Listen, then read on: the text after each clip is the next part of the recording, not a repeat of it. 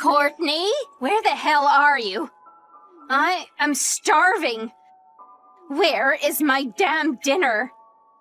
Sorry, Sandra. My daughter won't stop crying, so I'm outside trying to quiet her down. She is still crying? She's been crying all day. I know. Her diaper is changed and she just had her milk. I don't know what's wrong. It's been 6 months now. When are you gonna learn how to make your own baby stop crying? Are you sure you are her mother?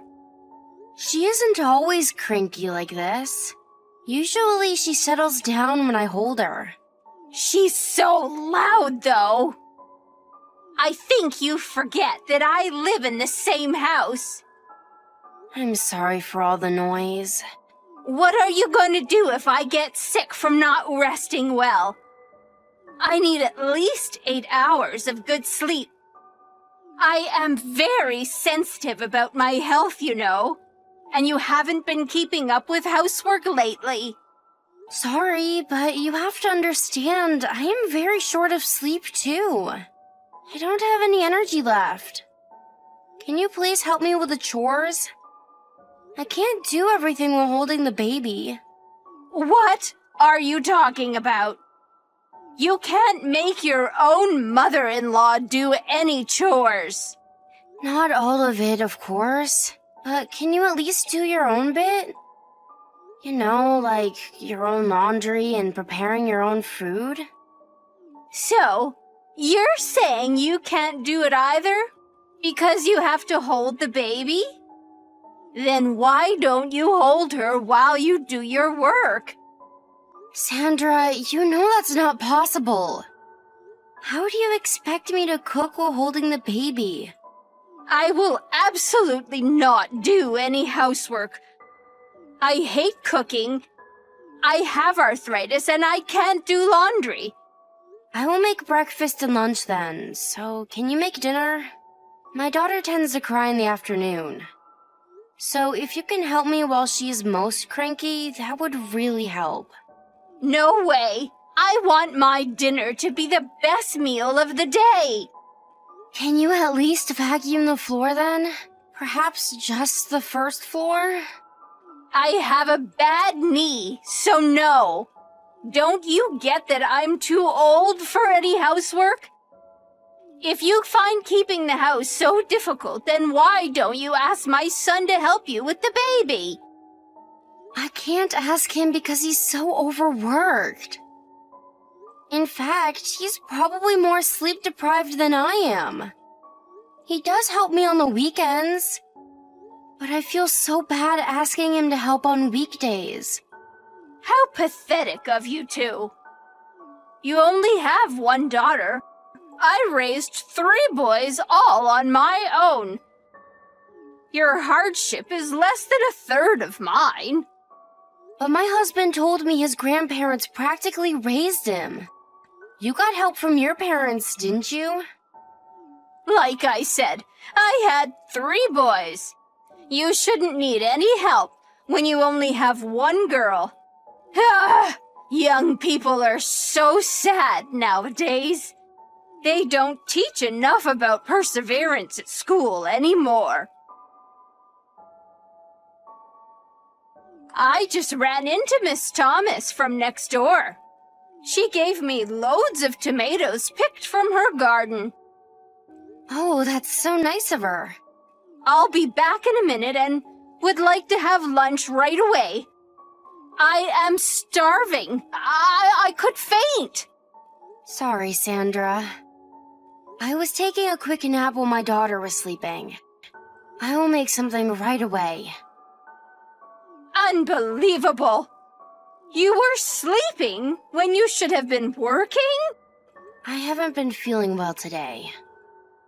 I was only going to sleep for a few minutes, but ended up resting for a bit longer than that. But I can prepare something quickly. You are just pretending to be sick. No, I mean it. My temperature is quite high. How high? 100.4 degrees Fahrenheit. Oh well, I guess that is a bit high. You better not have come down with the flu. I don't know. I'm feeling quite nauseous. And my stomach is a bit upset, too. It could be a stomach flu then. Maybe. Well, what if you get me infected? You know my condition could get worse from something like that. Don't you dare splatter germs all over the house. I'm not coughing. And I don't think it's anything serious. I'm sure you'll be fine. You don't know that? I could catch whatever you have and have different symptoms. I could even end up with pneumonia. Perhaps you are right. I'm sorry. Make sure you don't get me sick. Don't leave your room. Well, I cleaned all over the house this morning like you told me to. I went into your room and wiped your windows, too. Why would you pollute my room with your germs? I thought you would get mad at me again if I didn't. You won't do any housework, so who else is going to? I do all the cooking and cleaning and washing every day because if I don't, the house will become a huge mess in a matter of days. Isn't that what you wanted me to do? I would rather eat instant noodles if I have to eat food full of germs. Would you? Wow, that would be so helpful. This is a temporary measure, though. Don't you forget. And you need to disinfect every part of the house you touched with alcohol. Get it done before I am home. Sure. I need you to get back on housework as soon as possible. So you need to go to the doctor and get your problem fixed. Okay, I can do that. Thank you. Ah, this is so annoying. Why are you so useless? Go as soon as you are done with the disinfection. Sure. Oh, but I can't take my daughter. I will ask my husband to watch her and go to the clinic tomorrow morning. Tomorrow? No, that is too late.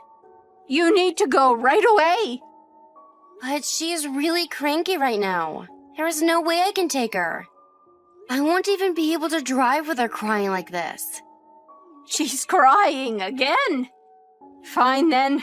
I will show you how it's done. Leave her with me and go to the doctor right away. You will look after her? One-time offer, but yes.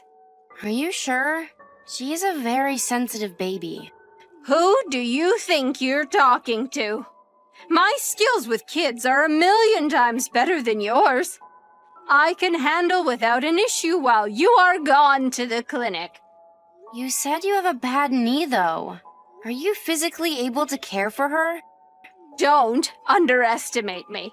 I will show you how to handle babies. You must go today so you can get back to housework, ASAP.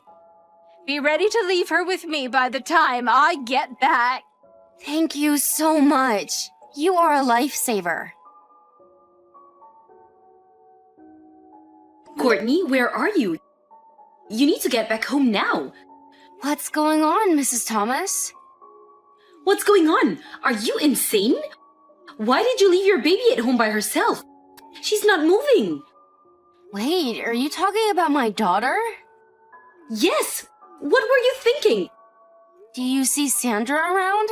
She's supposed to be looking after her. I don't think she's at home. I've been ringing the doorbell and banging on every window, but no one is answering. I will give her a call right now. No, we have to help your baby now. She needs to be taken to the doctor right away. What is wrong with my baby? Why are you there, Mrs. Thomas?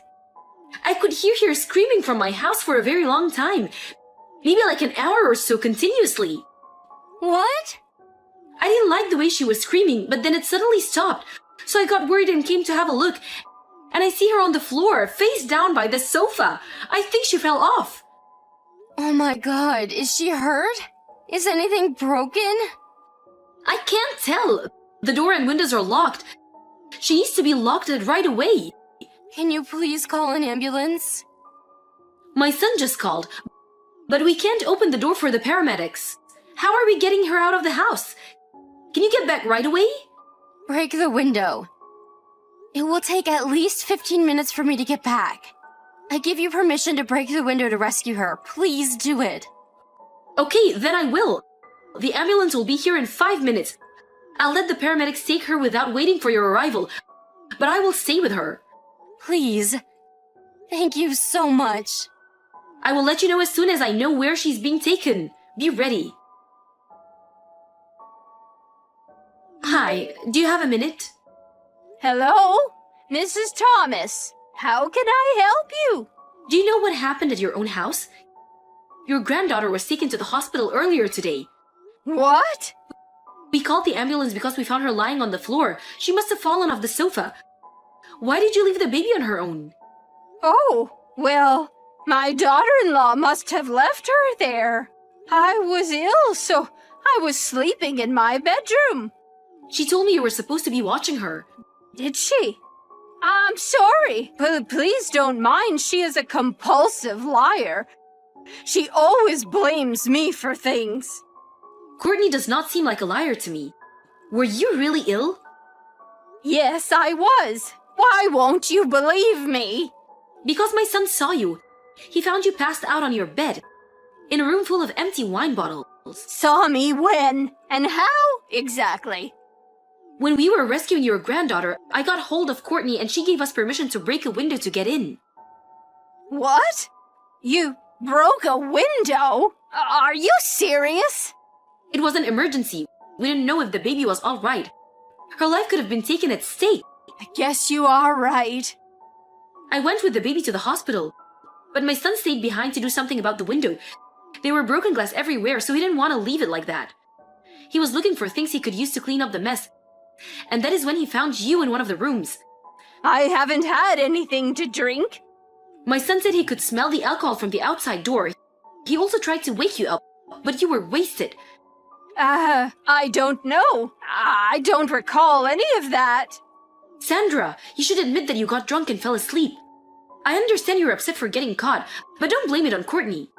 I think you should tell her the truth and apologize for what happened. Why did you leave the baby on the sofa? She wouldn't stop crying, and I didn't know what to do. I thought it would be nice and warm by the window for her to nap. I never imagined she'd move so much and fall off of the sofa. You liar. Huh?